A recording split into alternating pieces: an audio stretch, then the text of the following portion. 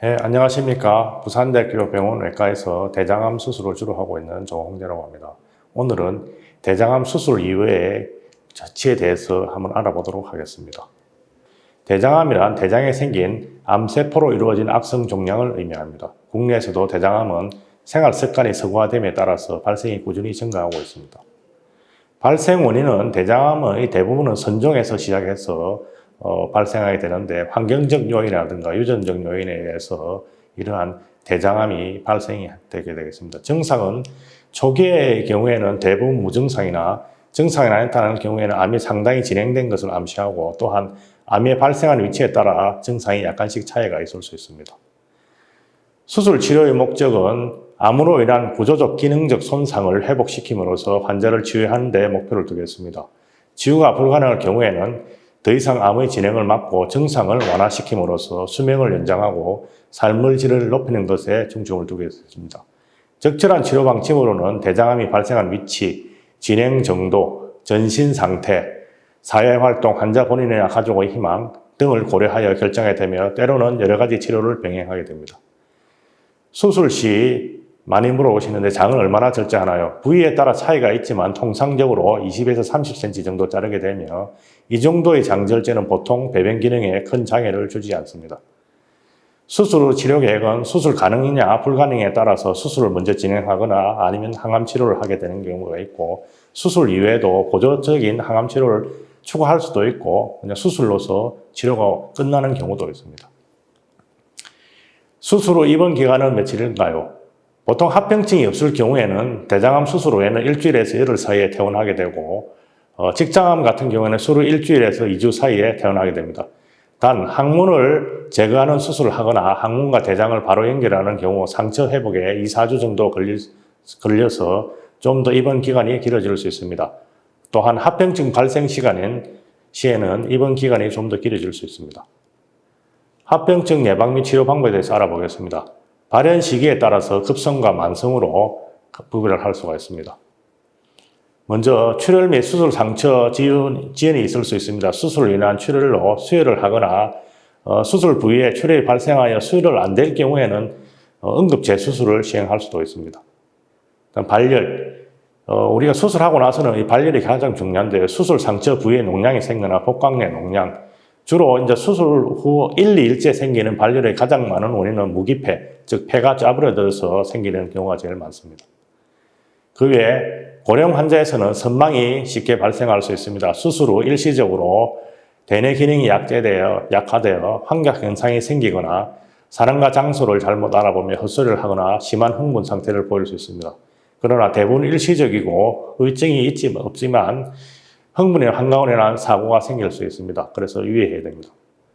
그 외에 무기폐와 폐렴이 있습니다. 수술 후 열이 나는 가장 많은 원인이 되겠는데요. 특히 이 무기폐 같은 경우에는 수술 후 배가 아프기 때문에 이런 호흡을 얕게 함으로 인해서 잘 발생합니다. 그래서 이걸 특히 요즘 최근에 들어서 고령 환자들이 많은데 특히 이걸 잘 해주심으로 인해서 수술 합병증을 줄일 수 있겠고 굉장히 중요한 부분이 되겠습니다.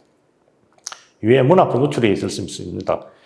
수술 후 복통이 심해지거나 열이 나거나 황달에 오는 경우에 말씀할 수 있으며 복부 CT를 통해서 진단을 하게 되고 보존정력법으로 금식을 하거나 영양제 투입을 하거나 필요할 경우 수술을 진행하게 됩니다.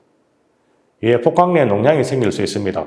대장절제술이나 간절제술 등에 따라서 복강내 농양이 생길 수 있는데 대개의 경우 재수술보다는 우리가 방사선적 시술을 통해서 회복할 수 있습니다. 위에 복부 장유착 및 장폐색이 올 수 있습니다. 복부 장기와 골반 내 장기를 수술한 후에 생기는 흔한 합병증으로서 수술 후 가능한 많이 걷는 것이 중요한 예방법이 되겠습니다. 그 외에 간 기능 이상, 위출혈, 췌장염 등이 발생할 수 있습니다. 감각계 합병증으로 인해서 수술 부위 통증이나 신경 손상으로 인한 감각 변화 등이 올 수도 있습니다. 이외에 배뇨장애나 배변장애 등이 올 수 있습니다. 수술 후 배변 변화를 살펴보면 우측 대장 절제술 후에는 설사 같은 것이 좀 더 자주 발생할 수 있고 좌측 대장이나 직장 절제술 후에는 변이 작거나 변실금이 올 수 있습니다. 그러나 대개 6개월에서 2년 정도 후에는 어느 정도 회복되는 소견을 보이고 있습니다.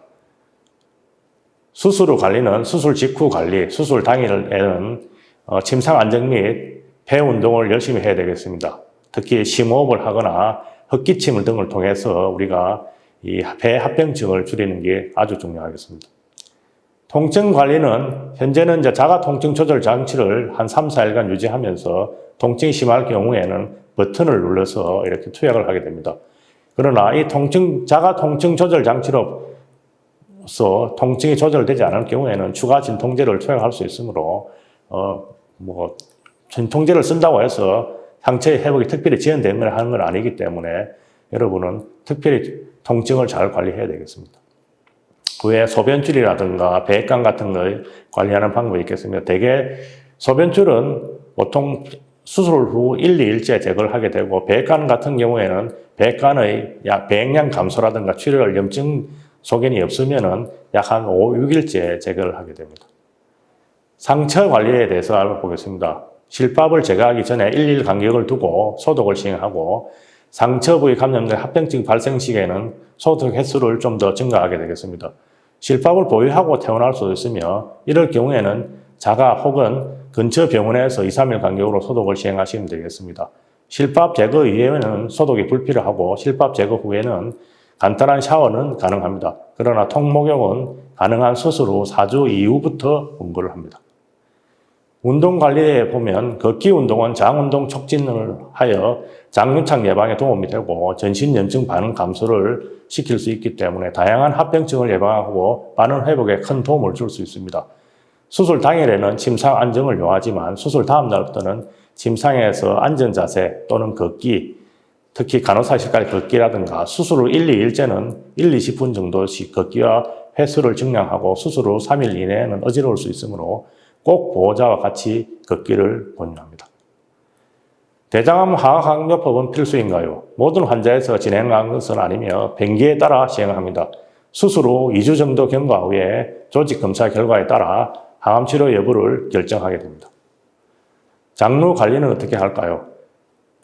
이런 경우에는 장루 관리라기보다는 장루가 있는 환자들에서 병원에 방문해야 될 경우를 말하는데 두세 시간 정도 지속되는 복통이 있거나 장루에서 과다한 출혈이 있을 경우, 심한 피부 자극, 가려움, 혹은 심한 궤양이 있거나 장루 크기 이상의 모양이 변화했거나 색깔 변화가 있을 때 또는 5, 6시간 이상 지속되는 심한 액체 배설물, 설사가 되겠죠. 이럴 경우에는 병원에 방문하시기를 권유드립니다.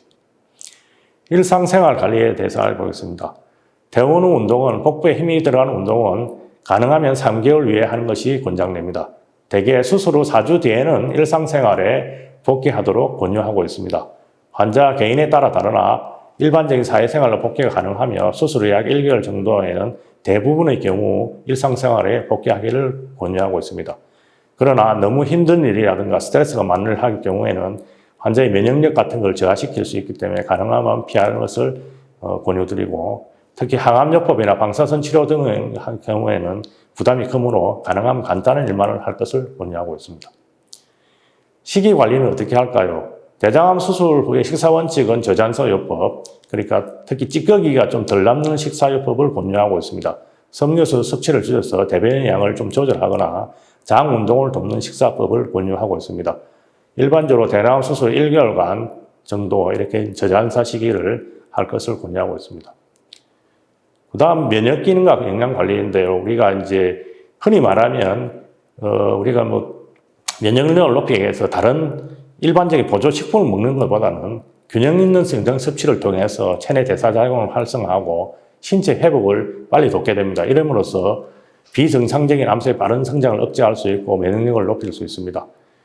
수술이나 방사선 그리고 항암제 치료 같은 경우에는 여러 가지 부작용이 생길 수 있으므로 이때에도 균형 잡힌 식사를 하는 것이 굉장히 중요하다겠습니다. 식사요법이라 하면 특별한 음식을 준비하는 것이 아니고 규칙적으로 그런 영양소를 섭취하기 위한 식단이 되겠는데요. 특히 이제 생선회 같은 경우에는 수술 후 6개월에서 1년 정도 섭취를 제한하는 것이 좋습니다. 일반적인 식사로의 진행법은 특히 일반적으로 이제 바깥에 나가면 우리가 지방의 섭취를 극히 제한하는 분들이 있는데 이는 잘못된 것으로 이런 불파 지방산과 비타민 E가 많이 포함된 식물성 지방을 섭취함으로써 면역 상태를 개선시키고 몸의 전신적인 신체 상태를 개선시킬 수 있습니다. 그래서 식물성 식품으로는 참기름이나 들기름, 콩기름 등을 들 수 있겠습니다. 보양식품이나 강장약물 등을 많이 복용하시는 경우가 많은데 이보다는 평소 드시는 음식을 중심으로 균형 있는 음식을 섭취하시는 것이 더 중요하겠습니다. 퇴원 후에 병원에 방문하는 경우가 있는데요. 특히 발열이 있을 경우, 복통이나 설사가 나거나 방기 배출이 안 되거나 복부가 불러올 경우에는 즉시 병원에 연락하고 병원을 방문하는 것이 권유됩니다. 네, 감사합니다.